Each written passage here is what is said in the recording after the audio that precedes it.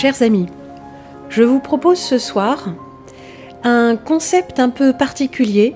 Oui, ça m'est venu là comme ça en regardant une émission, plus exactement quelques-unes à la suite de plusieurs chaînes consacrées à l'architecture, autour d'idées que j'avais derrière la tête.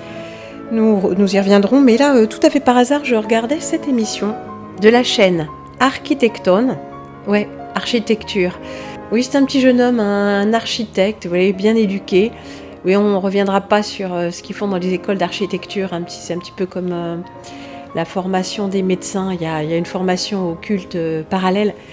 Mais bref, cette chaîne, Architecton, Histoire d'architecture, propose des émissions très intéressantes.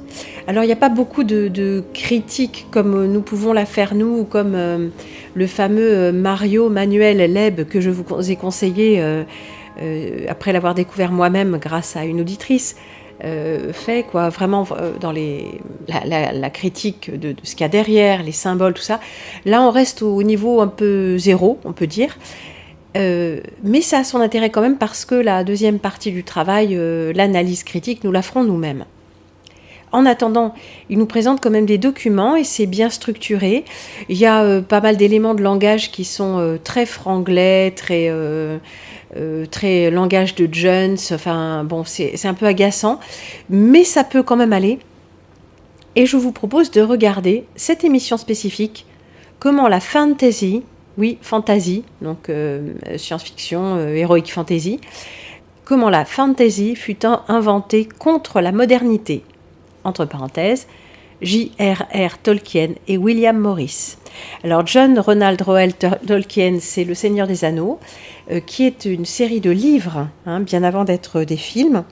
On parlera peut-être un jour de ça, comment tous les films, tous les livres ont été, depuis quelques décennies, systématiquement portés à l'écran et reportés à l'écran, de façon à ce que les gens consomment des images et n'aient même plus à lire. Donc ça participe de la débilitation ambiante. Mais bon, laissons ça pour l'instant. Et William Morris, c'est l'un des tenants du courant Arts and Crafts, art et artisanat. Nous n'en avons jamais vraiment parlé, mais j'étais assez heureuse de trouver cette lecture-là sur cette chaîne qui parlait avec plus ou moins de critiques de l'architecture moderne, mais pas trop non plus, parce que quand on est architecte, on s'identifie beaucoup à l'architecture, toujours. On s'identifie à son sujet, bien sûr, et à la culture propre à son sujet.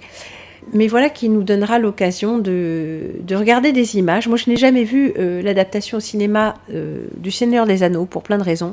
Parce que j'ai fait une overdose quand j'étais jeune de ce Seigneur des Anneaux, que je n'ai même pas lu, mais qui était très en cours à la maison. Parce que vous n'ignorez peut-être pas que Tolkien était un linguiste. Et mon père étant un linguiste et certainement vraisemblablement aussi initié que Tolkien, je pense qu'il y avait quelque chose là-dedans, c'est peut-être un livre qui sert à programmer mentalement, comme Alice au Pays des Merveilles, Le Magicien d'Oz, etc. Et Pinocchio, je suppose, suivant les différentes cultures. Il y a toujours des supports de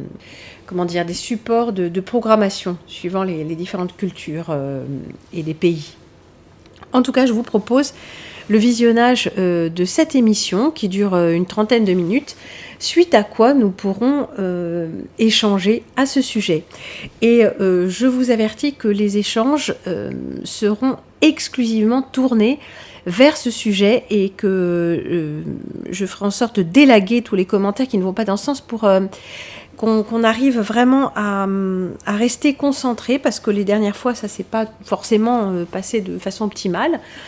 Et aussi éviter des dialogues parallèles entre tous les participants, puisque ce n'est pas ce que je propose.